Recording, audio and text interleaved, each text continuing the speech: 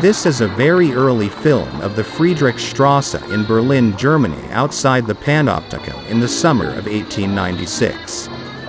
The clip comes to us from high-quality remastered print from the Lumiere archives. This is the earliest footage of Germany. This clip has been slowed down to a natural rate and added in sound for ambiance. It has also been colorized as well as upscaled to bring us back to the 19th century. This is the closest we will ever get to time travel.